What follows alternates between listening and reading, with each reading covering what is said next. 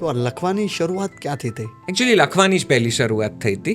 આ બધું પછી થયું છે એવું છે. સ્કૂલ ટાઈમથી કંઈક ને કંઈક આ પેલી જે કલ્ચરલ એક્ટિવિટીઝ જેને આજકાલ કહીએ છીએ, તો હું પેલી કલ્ચરલ એક્ટિવિટીઝમાં ને એમાં ખૂબ પાર્ટિસિપેટ કરતો. એટલે એમાં બધું કંઈ આ વક્તૃત્વ સ્પર્ધા ને એવું બધું કંઈક હોય તો જાતે લખું ને જાતે નિબંધો ને એવું બધું બોલું ને નંબરો આવે ને એવું બધું. ક્યારેક મિત્રોને કંઈક લખી આપતા હતા, કંઈક નાનું મોટું, કોકને લેટર લખી આપીએ ને ક્યારેક કોઈકને.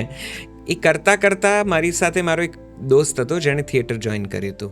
એ મને લઈ ગયો હસમુખ બારાડી પાસે, થિયેટર એન્ડ મીડિયા સેન્ટર. એમની બહુ જ ખ્યાતનામ થિયેટર સંસ્થા છે, કે આદરણીય નામ છે સાહિત્ય જગતનું, નાટ્ય સાહિત્ય જગતનું. તેણે કીધું કે તને આટલું બધું બોલવું ગમે છે, આટલું બધું લખવાનું ફાવે છે, તો તું ત્યાં આગળ સ્ક્રિપ્ટ રાઇટિંગનો કોર્સ કર. હવે મારો દોસ્ત મારો રૂમમેટ હતો અને એને ખબર કે હું બહુ બોલું, હું બહુ વાતો કરું. એ સમયે તો બહુ જ બોલતો હતો. એટલે કે તને આટલું બધું ફાવે છે, બોલવું ગમે છે ને તું સરસ કંઈક લખે કરે છે, તો તું શીખ. એમ કરીને એણે મને હસમુખભાઈનો પરિચય કરાવ્યો. ત્યાંથી લખવાની શરૂઆત થઈ. હેલો દોસ્તો, જો હજી પણ તમે અમારી ચેનલને સબસ્ક્રાઇબ નથી કરી તો પ્લીઝ તમે અમારી ચેનલને સબસ્ક્રાઇબ કરવાનું નહીં ભૂલો.